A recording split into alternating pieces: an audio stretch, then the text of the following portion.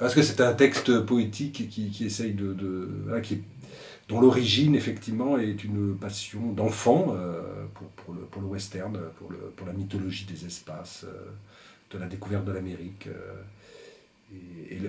Très sincèrement, l'idée du texte m'est venue en regardant un western. Voilà. Et l'idée de faire, voilà, d'écrire un chant sur le désir du départ, de la disparition, dans un lieu qui rappelle l'enfance, la mythologie, les épopées. La prairie, c'est une grande tradition poétique dans le monde nord-américain, c'est vrai, mais aussi dans le monde sud-américain. Il y a beaucoup de poèmes sur la prairie. Et en France, en exergue de ce livre, il y a deux vers d'Arthur Rimbaud. Ainsi la prairie, à l'oubli, livrée. Arthur Rimbaud, mai 1870. La prairie, si on lit bien, la prairie est une grande figure du désir poétique, de l'écriture. Donc là, c'est une sorte d'hommage à ça, parce qu'il y a quelques références à tout ça. Sur les Mustangs. Et il y a aussi il y a un très beau vers d'une poétesse américaine. Il suffit d'une abeille et d'une graine pour que ma prairie revienne. Voilà. C'est une figure du désir, voilà, du désir et de la solitude et du départ et d'un lieu accueillant et d'un lieu de disparition aussi. Ce qui est vrai dans les westerns aussi.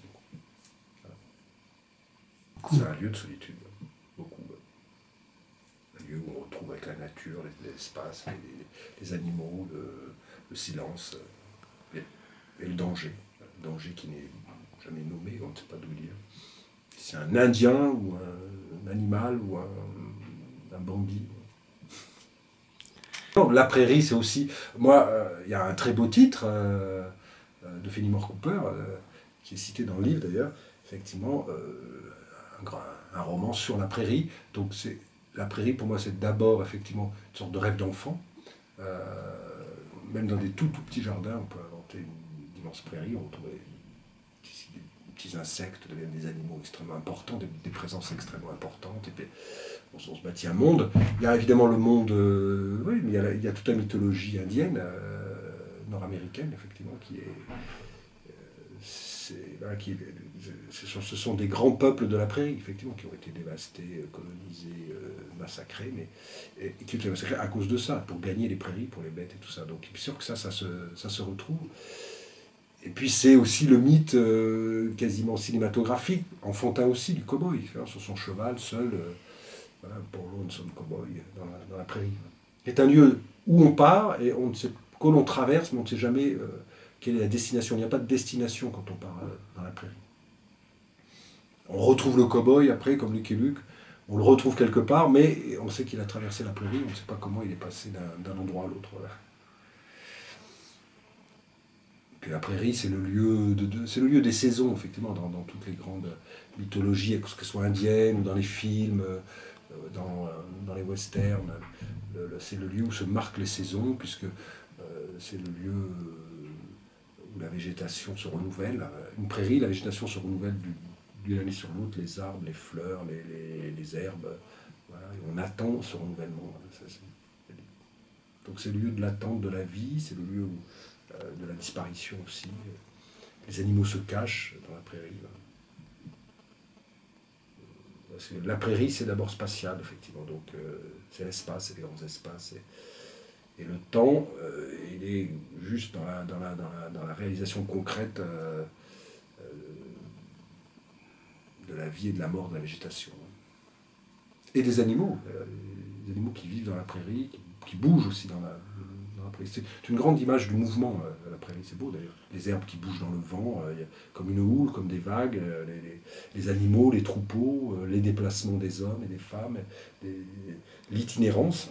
La prairie est un lieu d'itinérance. Voilà, donc c'est toutes ces images qui sont convoquées pour essayer d'écrire un poème qui devient un poème, un poème personnel sur la convocation d'un désir de départ, de disparition, de renouvellement, parce que c'est tout ça aussi, la prairie. Mais finalement, on se retrouve là. C'est une sorte de chant voilà, c'est une sorte de chant, et j'aimerais que ça puisse se lire d'une traite un peu, à la fois vite et un peu comme oui, comme un chant, hein, un vrai chant. Chanson, si. Parce que j'essaie de travailler depuis quelque temps là-dessus, sur une sorte de lyrisme contemporain qui se fonde sur la répétition, sur de faire venir des images fortes qui soient comme ça, sur un ton qui est de l'ordre plus de la convocation que de l'évocation. Voilà. On est plus dans la convocation des choses, des éléments, des images, des mots, des verbes, des références comme ça qui sont convoquées dans la parole. Enfin, finalement, tout discours poétique, toute parole poétique peut aller vers à la limite du chant, du prêche, de